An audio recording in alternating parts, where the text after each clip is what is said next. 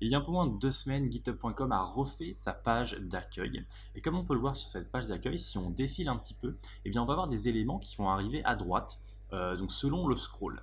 Et ce qui est intéressant, c'est qu'ils ont fait un article de blog concernant cette nouvelle page, en fait, qui va la décrire, donc qui va dire comment ils l'ont rendue rapide et performant. Et parmi ce qu'ils ont fait, eh bien, c'est qu'ils ont fait en sorte de ne pas utiliser en fait l'événement scroll pour les animations on scroll. Et donc dans cette vidéo, on va découvrir comment ils ont fait concrètement en utilisant la Intersection Observers API. Bonjour à tous, c'est Brian de DevTheory et on est là pour un épisode de Optimise ton JavaScript.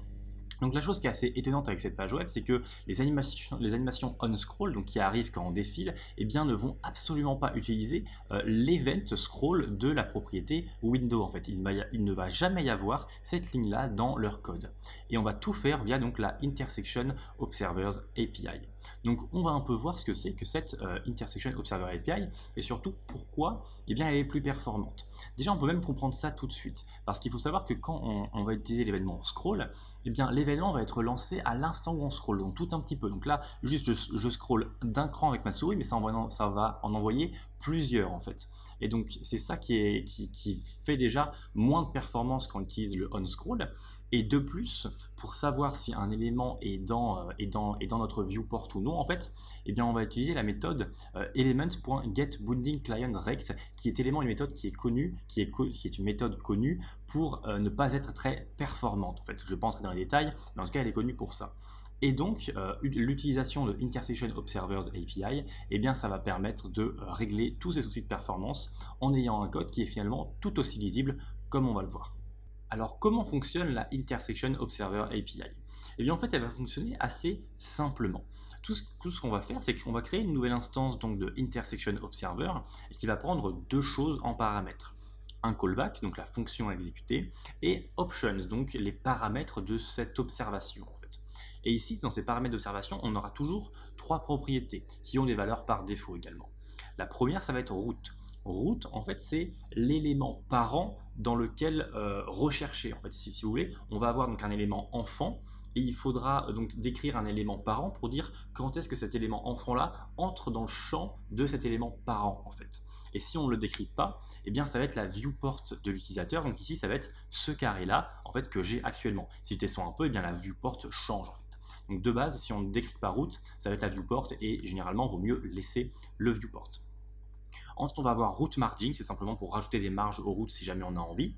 Et enfin, un threshold. Et un threshold, c'est très intéressant, puisqu'en fait, il va nous permettre de dire à partir de quel moment on va déclencher le callback. En fait, à partir de quel pourcentage de visibilité de mon élément enfant dans l'élément parent, je vais déclencher le callback. Et donc, si jamais on met 0, par exemple, ça veut dire que dès qu'il y a un pixel, eh bien, on déclenche le callback. Et si on met 0,5, soit 50%, eh bien, ça veut dire que c'est quand on voit 50% de l'élément enfant dans l'élément parent qu'on va déclencher le callback. Donc ça, c'est très important comme vous l'avez compris.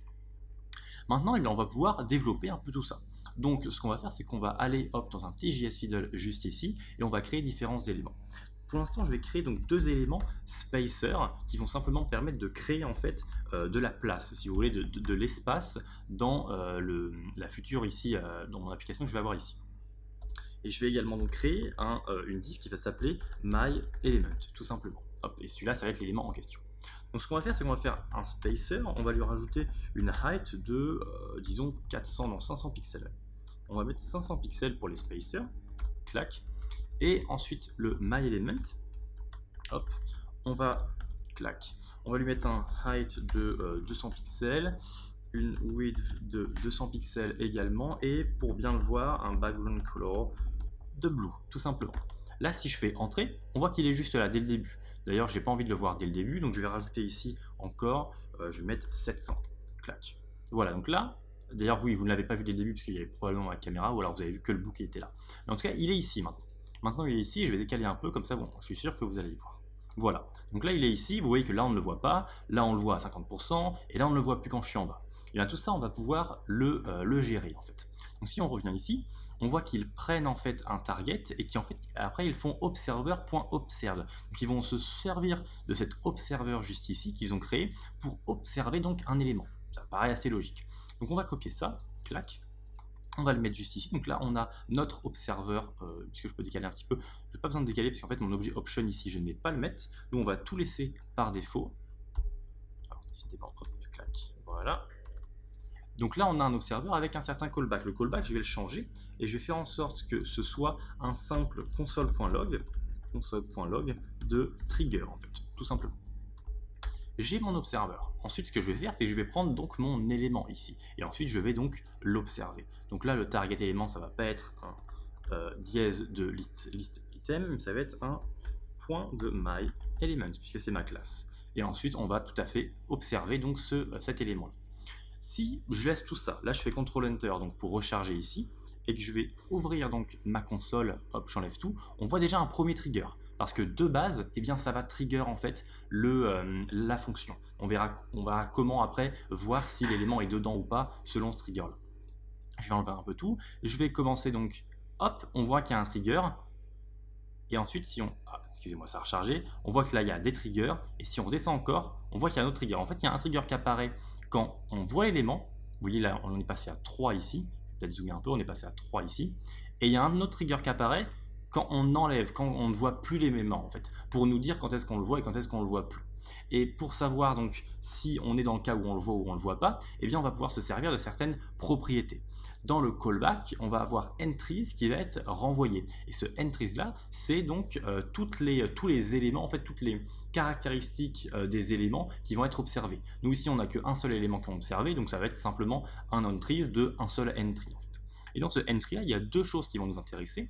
C'est intersection, c'est is intersecting, pour savoir donc si on le voit ou non dans l'élément parent, ici notre viewport. Et ensuite, il y a intersection ratio pour dire à combien de pourcentage on voit l'élément. Donc ça, on va le prendre. On va le prendre, ici, on va mettre donc entries, hop, et ensuite dans mon console.log ici, finalement ce qu'on va faire, c'est qu'on va plutôt faire clac, quelque chose comme ça, et ensuite on va faire notre console.log de, enfin, vaut mieux d'abord faire bien sûr un entries.forEach, hop, et ensuite on va faire un entry juste ici, et là on va faire nos console.log de entry.isIntersecting, et ensuite un autre console.log de, encore une fois, un autre console.log de entry.intersection hop, tout simplement.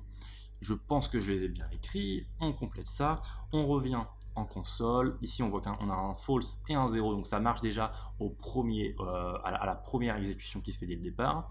On descend un petit peu, hop, on voit un true, donc ça veut dire qu'on voit l'élément, et on voit un 0, donc ça veut dire que c'est vraiment dès le 0 pixel que ça s'est fait.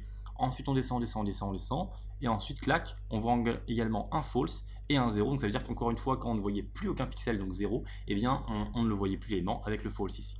Maintenant, ici on a un threshold de 0, donc c'est un peu bizarre. On va changer le threshold, donc ça va être juste, hop, ça va être où exactement? Clac, oui, ça va bel et bien être là, clac. Et ici donc, on va rajouter mon threshold. Hop, clac. Et ce threshold là, maintenant, moi je vais mettre 0,5. Donc si je mets 0,5, qu'est-ce qui va se passer en fait? Ce qui va se passer, c'est que quand je vais commencer à voir l'élément, eh bien vous voyez qu'on n'a aucun trigger ici. Et c'est que quand on va voir 50% de l'élément, hop, que mon trigger va se faire et je vais bien avoir true. Et ensuite, quand on ne verra plus 50% de l'élément, clac, eh bien je vais avoir un false. Et donc après, je vais avoir eh bien, le ratio en question, là, puisque j'ai scrollé un peu plus vite, ce n'est pas 0,5 tout pile. Une dernière chose, si vous voulez avoir un trigger qui se fait à plusieurs moments, c'est-à-dire que vous voulez un trigger qui se fasse quand on arrive à 25%, quand on arrive à 50%, quand on arrive à 75%, eh bien on peut totalement faire ça avec un array.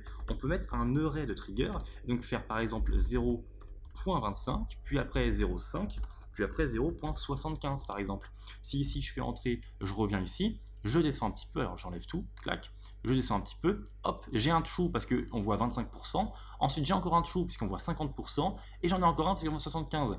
Et de la même manière de l'autre côté, quand on ne va plus que voir 75%, hop, il me refait true, ensuite on ne va plus que voir 50%, il me refait true, et en plus on ne va plus voir moins de 25%, et donc là on arrive finalement au false.